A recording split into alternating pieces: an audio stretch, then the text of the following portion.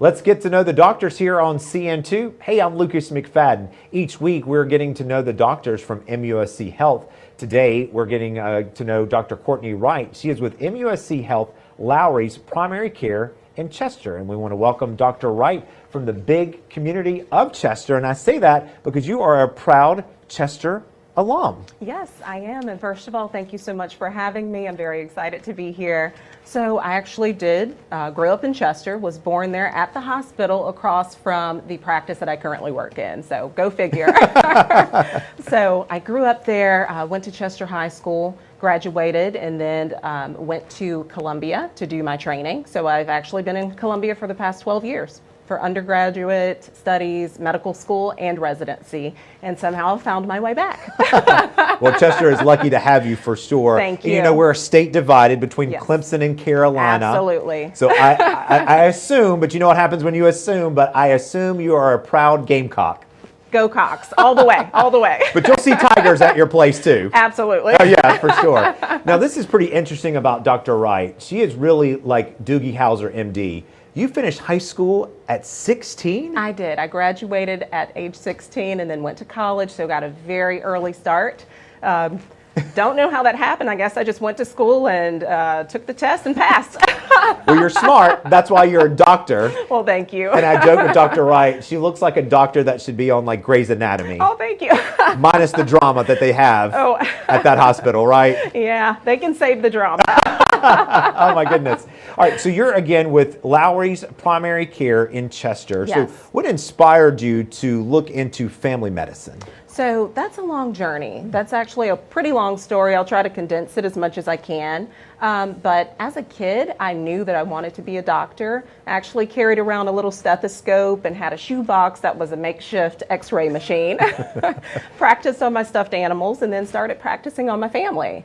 As I went through my residency training, fast forward many years later, I realized that family medicine is so diverse. You can literally do anything that you want. So I see cradle to grave care. You see the pediatrics, the geriatrics. There's a little bit of procedures mixed in there. So I knew that family medicine was for me. So you said you wanted to be a doctor when you were a kid. Now, most kids love to play doctor on their stuffed animals or a relative, mainly Right. a cousin or a Yeah. sibling.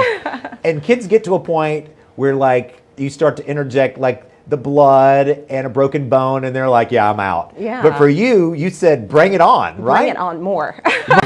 Was there any specific thing that imprinted on you that you said, I can deal with the blood and the broken bones and some other stuff, that you were like, I really am passionate about becoming a doctor? Yeah, so interesting story. I'm just going to back up just a little bit. When I was 5 years old, I remember going to a book fair. And of all of the books that were available, one stood out to me in particular, and it was called The Heart. And on the cover of the book were these huge red blood cells. And it was pretty. I thought, oh, that's really cool. I want that one. So everyone else was reading, you know, Corduroy and Clifford the Big Red Dog, and I was reading about the heart and red blood cells. And so I actually read that book as a 5-year-old and kept it all throughout my training. And so that was just always near and dear to me. So I guess that's maybe why the blood never scared me. I mean, I don't know. Well, if more books were like that on the shelves, we'd probably have even more doctors. Maybe. But it's just fascinating, you know, what inspires folks to be really passionate about what you do. And then at the end of the day, my goodness, people are coming to you because something is broken with their body. Yes. They know something's wrong, and you're there to help put them back together again. What an unbelievable feeling that has got to be at the end of the day. Absolutely, absolutely. It's such a fulfilling feeling. It feels great to know that I'm giving back and to know that I'm helping people to improve their lives and become their best selves. So, absolutely. Well, we know with doctors you train a lot. In fact, you've trained and practiced across various care settings, from clinics to long-term care facilities. And how has that approach helped to where you are now in family medicine? Yeah, that has been very useful. I'm very grateful for that extensive training. The reason for that is because my patients are so diverse. Like I said, we have patients that come cradle to grave care, basically, from all different backgrounds. And so it's important to be able to have the skills and the knowledge to treat different patients. Some of them may be on hospice, some of them may have home health care needs. And so actually working in those types of facilities in the past has been really helpful. Being able to work in a pediatric clinic is helpful when someone brings in their kid and they have the sniffles, right? So all of those things together have helped. In addition to that, being trained in ACLS, BLS, PALS, all of that stuff comes together to help you to treat your patient. And you never know who's going to walk through the door. That led me to my next question. So one patient can be an elderly person, as you described. The next patient could be a teenager who broke their arm. Yep. And another patient could be, a little kid who's got the sniffles. I mean, you never know what to expect. For some people, though, even in the medical field, they kind of like to stick to one specialty. Mm-hmm. But you said it's a buffet. Bring it on. Exactly. Yeah. Too much monotony bores me. So I love to have that versatility. I love to sprinkle some procedures throughout my day.